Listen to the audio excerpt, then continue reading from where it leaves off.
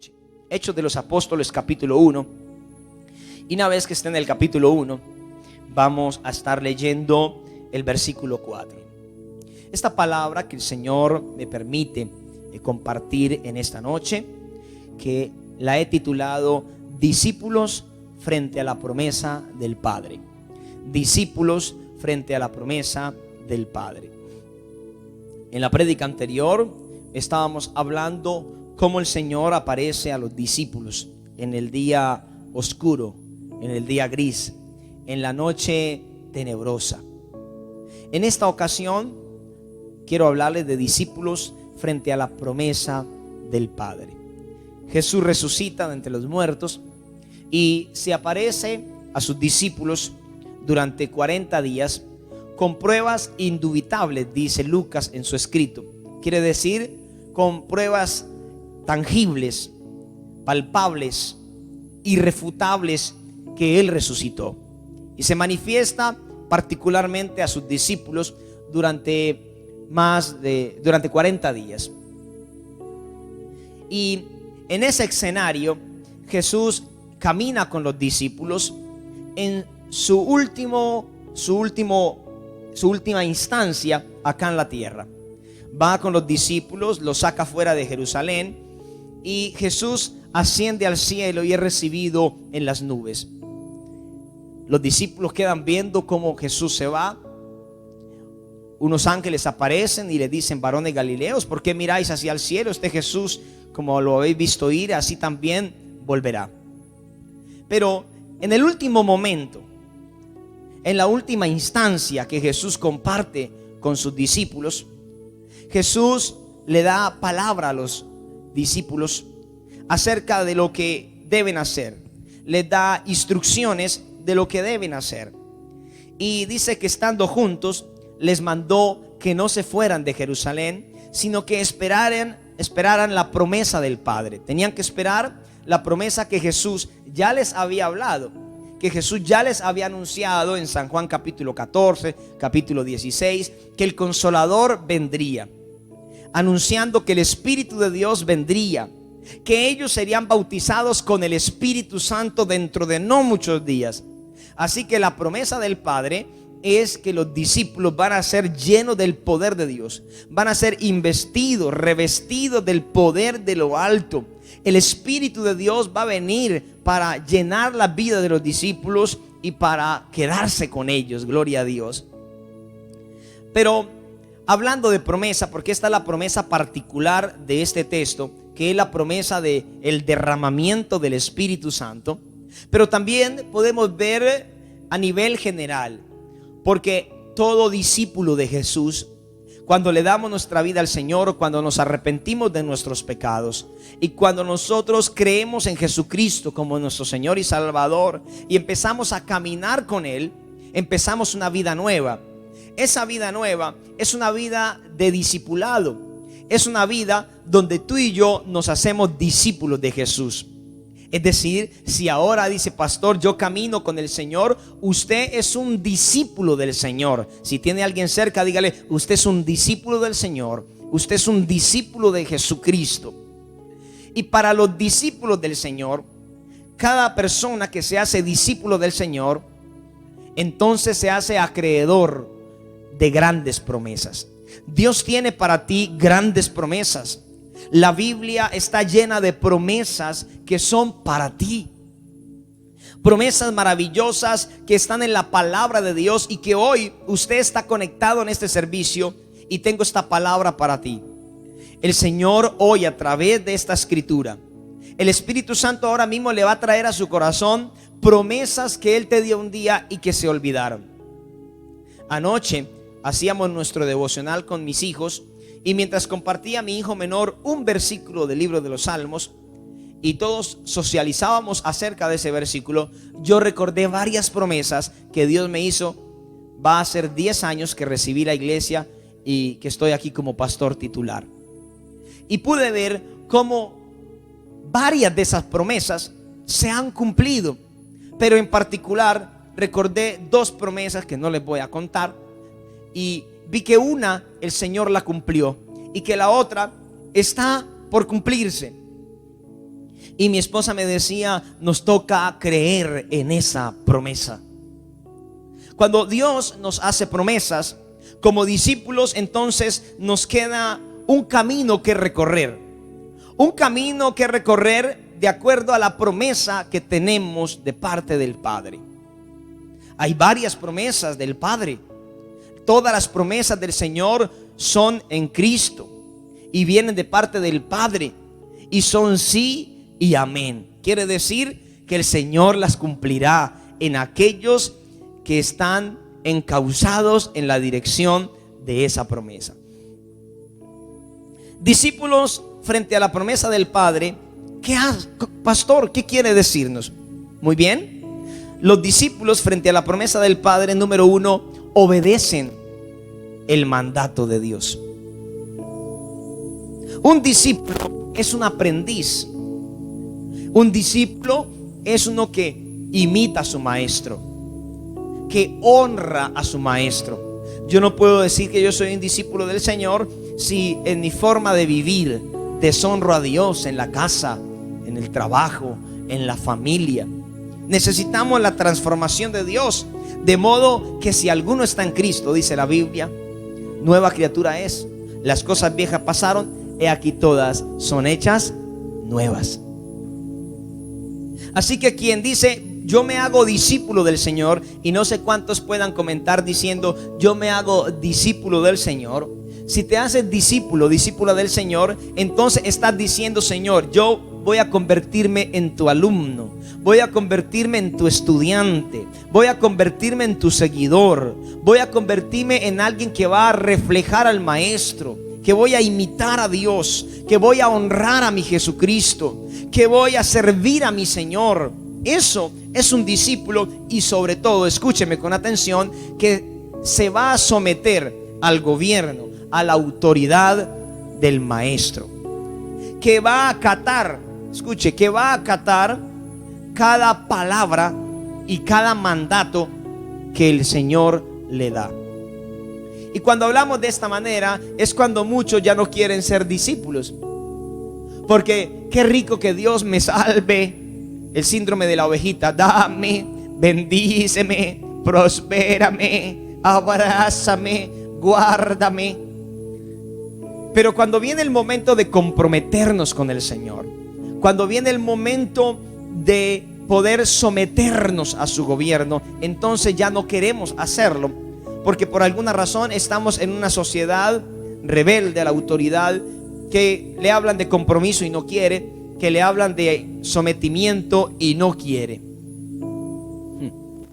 Hablaba esta semana con nuestro alcalde acá particular del municipio en que estoy, y lo miré un poco como preocupado, triste y enojado. Fue mi lectura, no digo que sea así, fue mi lectura.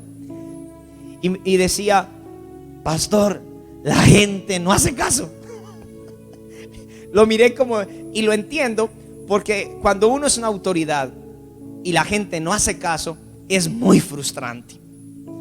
O cuando la gente se llena de argumentos y en lugar de obedecer el mandato, entonces decimos: es que lo que pasa, es que lo que pasó, y hay una cantidad de argumentos y justificaciones. Es muy triste. Y Jesucristo se acerca y le dice: muchachos, les mandó, dice el texto, diciendo: no se vayan de Jerusalén.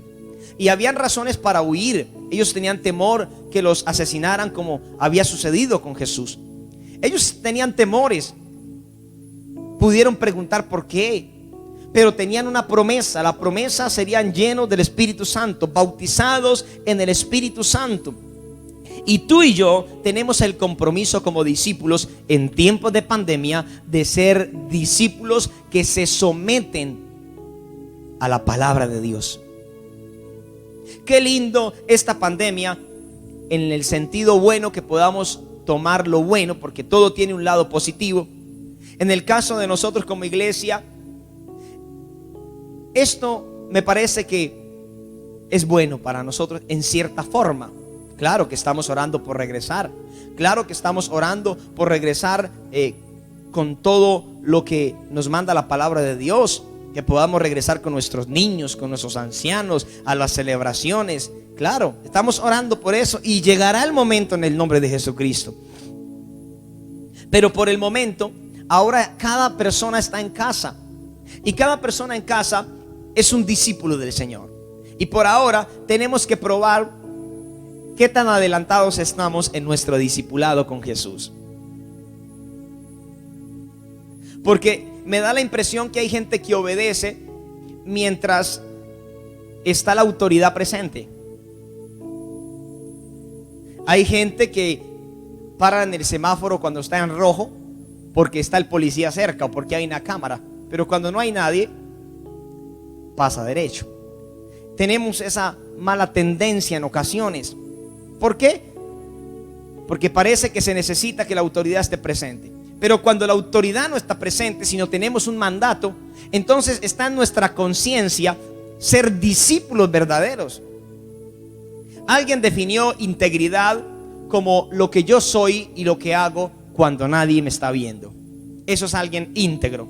La integridad es lo que yo soy y hago cuando nadie me está viendo. Eso soy en realidad. Alguien dice, ay, yo soy creyente, pero se esconde a la 1 de la mañana a ver pornografía. Ese eres tú. No eres el que levanta las manos en el templo y canta aleluya, sino eres lo que haces en secreto cuando nadie te está viendo. ¿Te gusta chismear con las vecinas? Eso eres, porque es lo que practicas cuando estás en secreto. Y un discípulo, ahora los discípulos ya Jesús se va y tienen que poner a prueba ahora su discipulado. ¿Harán caso? ¿Se quedarán o no se quedarán? Y nosotros podemos ver por el texto que se quedaron y que rápidamente se pusieron en movimiento porque estaban en el monte de los olivos y caminaron 1 kilómetro y regresaron a Jerusalén, donde Jesús les dijo que se quedaran, y subieron al aposento alto, a la planta del 2.º piso donde deberían estar. ¿Por qué? Porque un discípulo obedece al mandato de Dios. Discípulos frente a la promesa del Padre. Número 2, cree las promesas de Dios. Número 2, discípulos frente a la promesa del Padre creen las promesas de Dios. Creen las promesas de Dios. Los discípulos, como decía hace unos segundos, volvieron del monte, caminaron 1 kilómetro y regresaron. ¿Por qué se movilizaron? ¿Por qué se movieron? ¿Por qué se pusieron en movimiento, en acción? Porque creyeron. Toda palabra creída es una palabra que es puesta en movimiento. Lo repito, toda palabra que es creída, que yo la creo, esa palabra siempre me lleva a un movimiento. El Señor le dice a Abraham, sal de tu tierra y de tu parentela, y Abraham tiene que dejar un día su tierra y su parentela. Todo el que dice, pastor, yo creo, tiene que ponerse en marcha de esa fe que proclama. Por eso la primer señal de la iglesia primitiva, cuando alguien creía en Jesucristo, era que el primer paso que daba era el bautismo en agua. Y hoy mucha gente dice creer en Dios, y para bautizarlos casi toca darles una orden de captura. Pero no.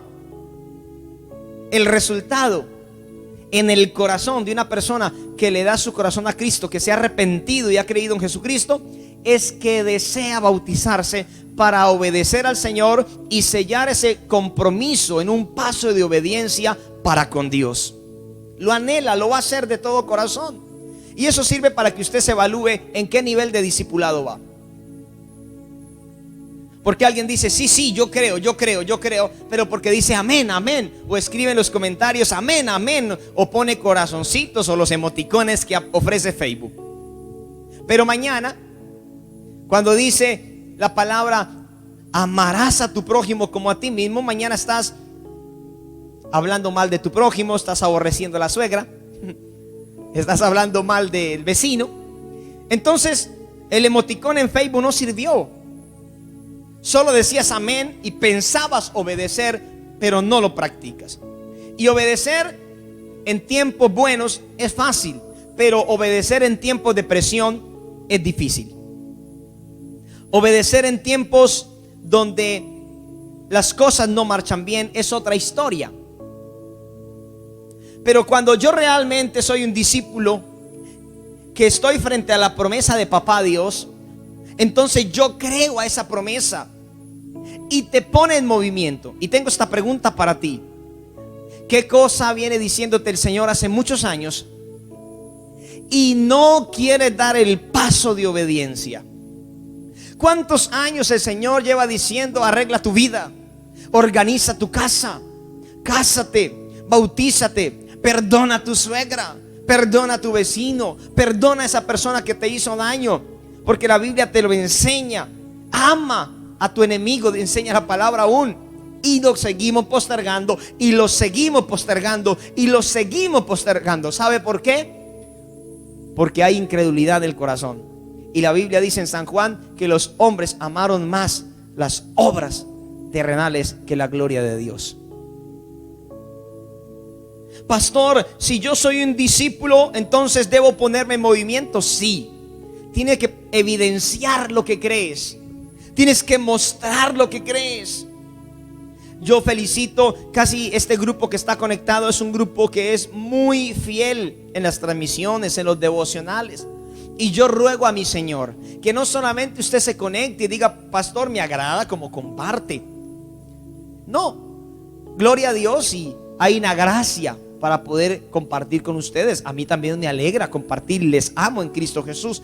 Pero el mayor gozo mío y el mayor gozo del Señor es oír, como diría el apóstol Juan, que mis hijos andan en la verdad.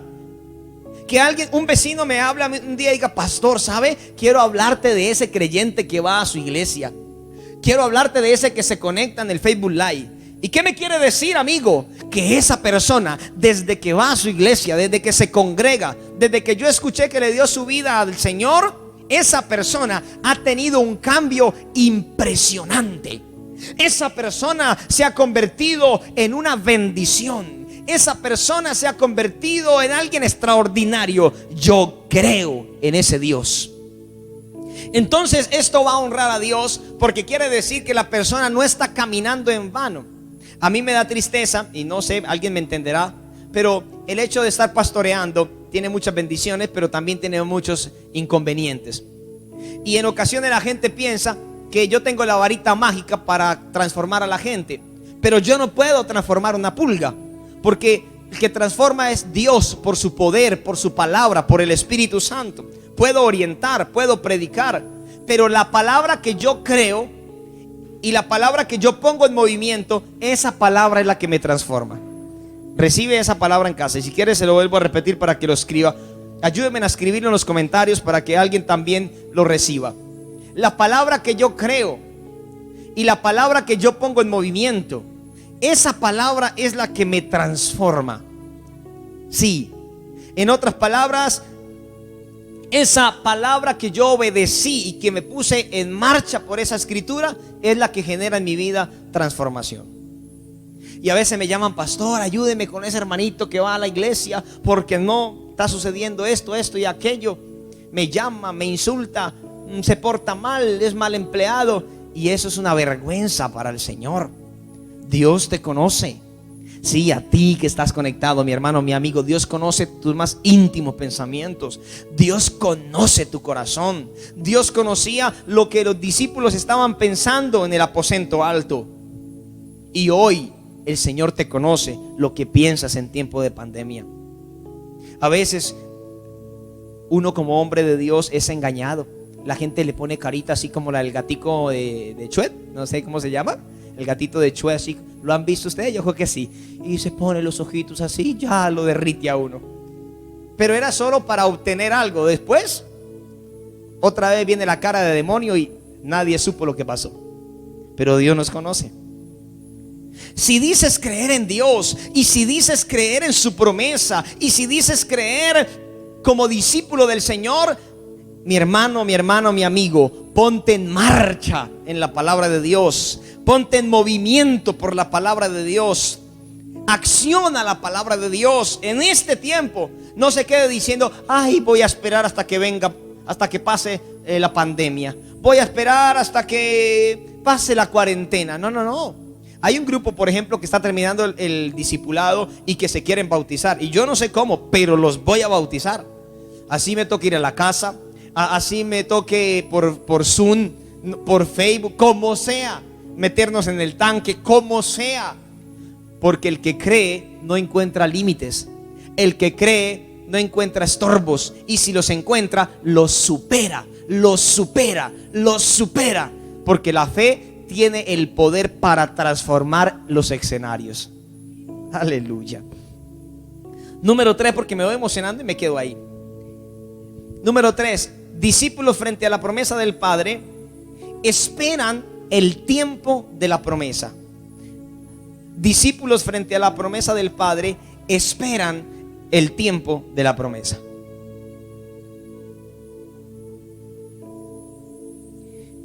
El Señor les dice que esperen la promesa del Padre. Y quiero decirle esto, mi hermano, mi amigo que está conectado: toda promesa de Dios tiene su tiempo. Toda promesa de Dios tiene su tiempo. Por eso Eclesiastés capítulo 3 dice que todo tiene su tiempo y todo tiene su hora. Todo. Hay gente desesperada por casarse y no es su tiempo. Hay solteros desesperados por casarse y la ayuda idónea y están endeudados, no tienen cómo pagar un arriendo, no tienen cómo ofrecer un juego de alcoba, no tienen cómo comprar un mercado y están desesperados por casarse. Pobre mujer o pobre hombre. Mujeres que están desesperadas por casarse y no saben hacer un almuerzo, un carácter que no se le aguanta ni ella misma y le quiere amargar la vida al pobre hombre. Todo tiene su tiempo, todo tiene su hora, y la vida en el sentido natural nos enseña esta realidad. Tiempo de crecer, tiempo de fructificar, tiempo de reír, tiempo de llorar, tiempo de ver un nuevo miembro de la familia nacer y tiempo de ver un miembro de la familia partir. Que a veces nos resistimos a esos tiempos, pero todo tiene su tiempo y su hora debajo del cielo.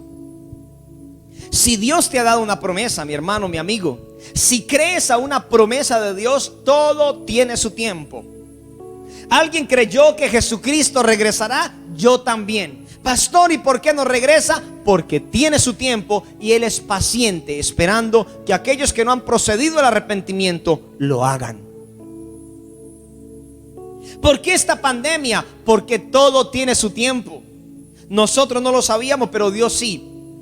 Fuimos la generación que nos tocó vivirla, y seremos la generación que la superaremos, y seremos la generación de fe que creeremos, y quedará registrado en la historia los creyentes en los libros de Dios que están registrados en Apocalipsis. Quedará escrito que esta generación de fe, quienes salieron victoriosos de esa pandemia, quienes no perdieron la fe, quienes guardaron el corazón, quienes creyeron y esperaron en la promesa de Dios.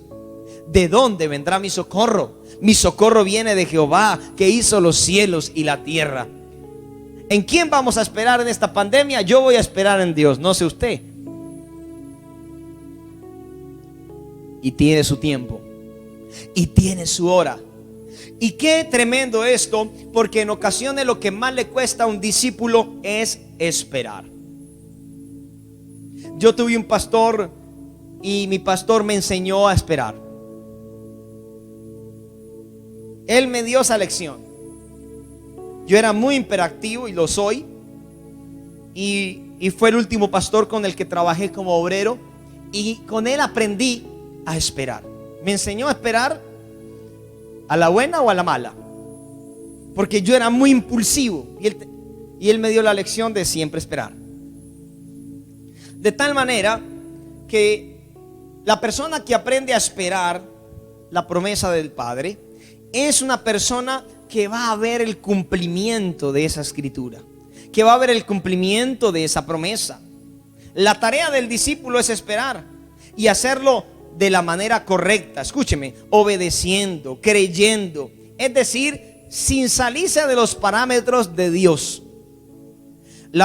Los estudiosos bíblicos dicen que allí en el aposento alto habían cerca de 500 personas, pero empezaron a irse, y cuando llegó el Espíritu Santo solo habían 120. ¿Qué pasó con las otras?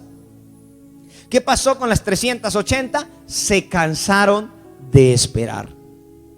Y aquí quiero llamar su atención, porque hay gente que se anda quejando, pero Dios no cumplió la promesa. Y en ocasiones no tuvimos la paciencia para esperar. Y tal vez los 380 les tocó ver a los 120 llenos del Espíritu Santo, hablando maravillas de Dios, llenos de gozo, hablando en otras lenguas, profetizando, pero solo lo vieron, no lo vivieron. Y ojo con lo que le voy a decir: frente a una promesa del Padre, no te conformes con ver. Pide al Señor y trabaja para vivirla, porque esa promesa de Dios es para ti. Esa promesa de Dios es para ti. Esa promesa de Dios es para ti, mujer. Esa promesa de Dios es para ti, jovencito, jovencita. Esa promesa de Dios es para ti. Alguien en casa que diga: lo recibo, lo recibo. Esa promesa de Dios es para mí. Aleluya. No te canses de esperar. No te canses de esperar, porque a su tiempo verás la gloria de Dios. No arruines tu promesa en el camino. Imagínese que los discípulos hubiesen tomado otra decisión, pero no, esperaron. Los 380 tomaron la decisión de irse. No, me voy. Esto está muy cansón, muy aburrido, me voy. Y tomando esa decisión, perdieron su promesa. No la vieron, no la experimentaron, no la recibieron. Pero Dios planea para ti: si esperas con paciencia, verás el cumplimiento de tu promesa. Aleluya. Número 4. Discípulos frente a la promesa del Padre perseveran en oración y unidad. Los discípulos se enfocaron en la espera y se ocuparon en la oración. Y es que escúcheme, hermano y amigo, cuando la gente se empieza a ir, si ahora mismo tenemos, permítame acá, tenemos más de 80 familias conectadas por Facebook. Si de un solo golpe se desconectaran 40 o 50 o 60, quedaran por ahí 20. Las 20 que quedaran tienen la tentación en un alto porcentaje de desconectarse. De una. Porque es una tendencia, escúcheme, es una tendencia. Por eso cuando la mayoría de gente peca y peca y peca y peca, y yo estoy en ese entorno, mi corazón y mi carne me dice: hágalo usted también. Cuando un creyente nuevo está dando sus primeros pasos con Jesús y se encuentra en una fiesta de diciembre y la gente está bailando, y todos toman y reparten copas, y de repente pasa uno y le dice: tómese una, que el pastor no lo está viendo. Tómese dos, que no es malo. Báilese una conmigo, que no es pecado.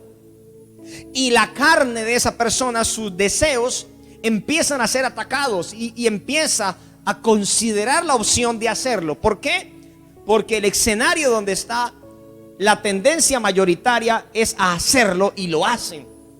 Entonces es muy difícil quedarme y decir no.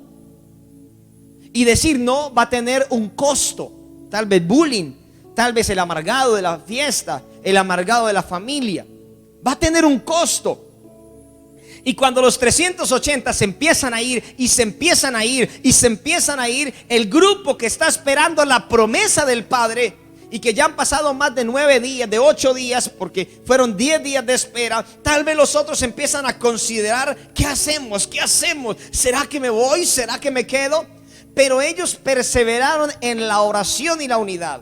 Y cuando yo persevero en la oración, escúcheme lo que voy a decir: el discípulo que aprende a perseverar en oración es un discípulo que puede alcanzar las promesas de Dios. Porque la oración va a ser el alimento de su promesa. La oración va a ser el combustible para sostenerse. La oración va a ser incluso que un pequeño grupo que fue golpeado por otro gran grupo que acabó de desertar. Entonces la oración enfocada va a hacer que ellos tengan unidad. Si yo mañana les digo, hermanos, vamos a orar porque todos los hijos de creyente que andan apartados de Dios vuelvan al Señor.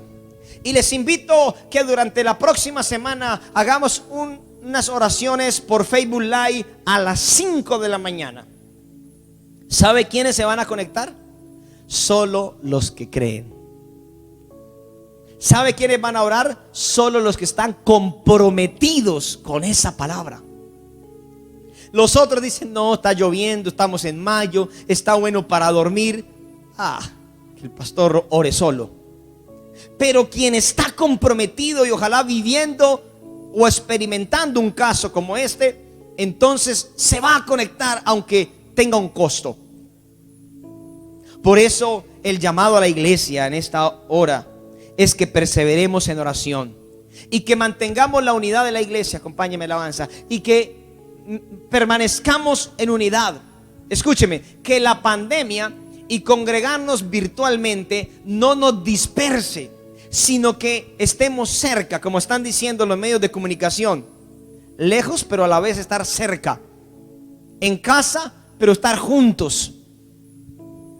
Y mi llamado a la iglesia, principalmente a la iglesia que pastoreo, que Dios me permite por la gracia de Dios servir, hago este llamado a Río de Avivamiento, Iglesia Central, iglesias hijas. Vamos a permanecer enfocados en las promesas de Dios, obedeciendo su palabra, creyendo sus promesas, esperando el tiempo del cumplimiento, pero perseverando en oración y en la unidad. Que al terminar esta pandemia estemos más unidos que nunca, estemos orando más que nunca, que su familia esté más unida que nunca, que su fe esté más fuerte que nunca. Aleluya. Quien ora perseverantemente mantiene su fe y mantiene la unidad. Número 5, y concluyo. Discípulos frente a la promesa del Padre, escríbalo ahí, reciben poder de Dios y testifican de Jesucristo. La promesa era el bautismo en el Espíritu Santo. Eso. Empieza a preparar tu corazón porque viene un ambiente precioso, así como cuando iniciamos. Cuando llegó el día de Pentecostés, dice la Biblia, el día 50 de la fiesta judía, ellos llevaban 10 días esperando, 10 días creyendo, 10 días orando, 10 días diciéndole a sus compañeros, no se vayan, esperen. Oye, no te desconectes, espera. Algo así. Tal vez Pedro, que era un líder en potencia, estaba diciendo, espera hermano, no te desconectes, espera, sigamos orando. Alguien se acercó a un compañero de la fe y lo abrazó y le dijo, espera, no te vayas, quédate otro día. Escúcheme. Tal vez hubo gente que en el último día, en el día 9 o en el día 10, estuvo para irse. Y ahí se acercó un discípulo genuino. Ahí se acercó un discípulo que estaba fuerte en la oración y la fe. Y se acercó y le dijo, no te vayas, Fernanda, quédate un día más, 2 horas más, espera 2 horas más. Y se quedó. Y de repente estaban sentados, tal vez habían terminado de orar, tal vez estaban cansados orando sentados, o tal vez simplemente descansaban. Pero cuando llegó el día de Pentecostés, estaban todos unánimes, juntos. Lograron permanecer esos 120.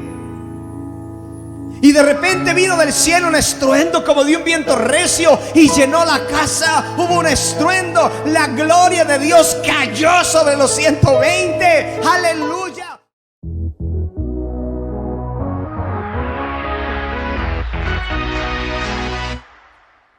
El salir del sol no se compara con tu belleza y tu esplendor. Y me da calor, puedo sentir fue creado. Tengo hoy libertad, ahora puedo bailar. No puedo contener tu amor.